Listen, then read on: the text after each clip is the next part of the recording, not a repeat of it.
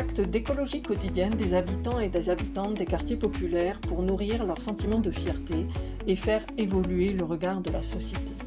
Outiller ces habitants et habitantes en partant de leur vécu, de leurs préoccupations, leurs besoins, afin de favoriser l'émergence d'actions collectives sur leur territoire. Favoriser l'interconnaissance entre les acteurs sociaux et environnementaux pour leur permettre une montée en compétences mutuelles, une plus grande coopération au service des habitants et habitantes de leur territoire, une intégration des enjeux environnementaux dans leur accompagnement social.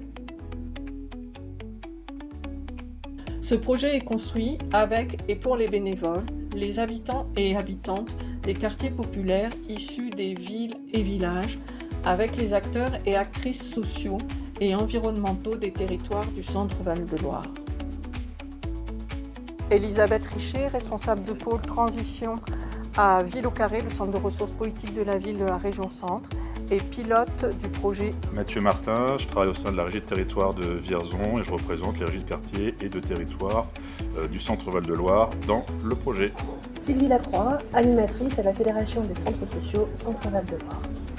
Pascal Lestrade, je suis bénévole et administrateur à la FAS, la Fédération des acteurs de la solidarité en Centre Val-de-Loire. Mathilde Plénaud, chargée de mission pour la Fondation Massif qui accompagne et soutient le projet Eco-Eco-Anco.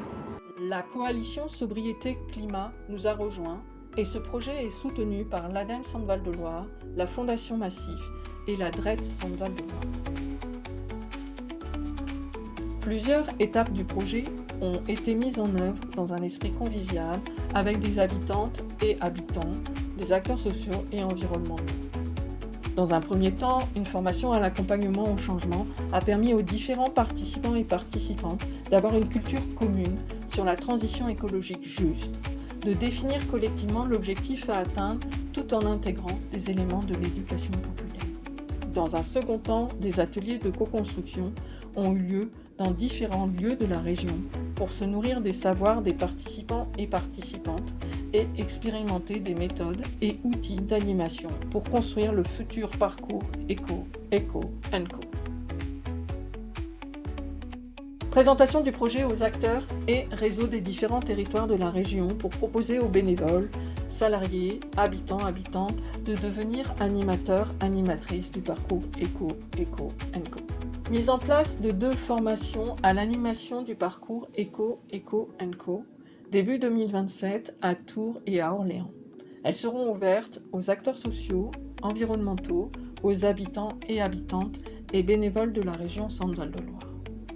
En 2027, les 10 nouveaux binômes d'animateurs et d'animatrices animeront le parcours Eco-Eco-Anco au sein de leur structure. Le parcours comprendra une dizaine d'ateliers et abordera les enjeux environnementaux et sociaux en partant des préoccupations des habitants et habitantes, de leur lieu de vie, de leur logement, de leur environnement.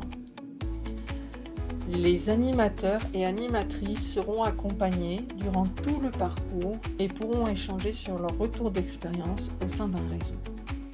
Vous pouvez nous rejoindre en vous inscrivant aux formations ou en participant au parcours Eco-Eco-Anco.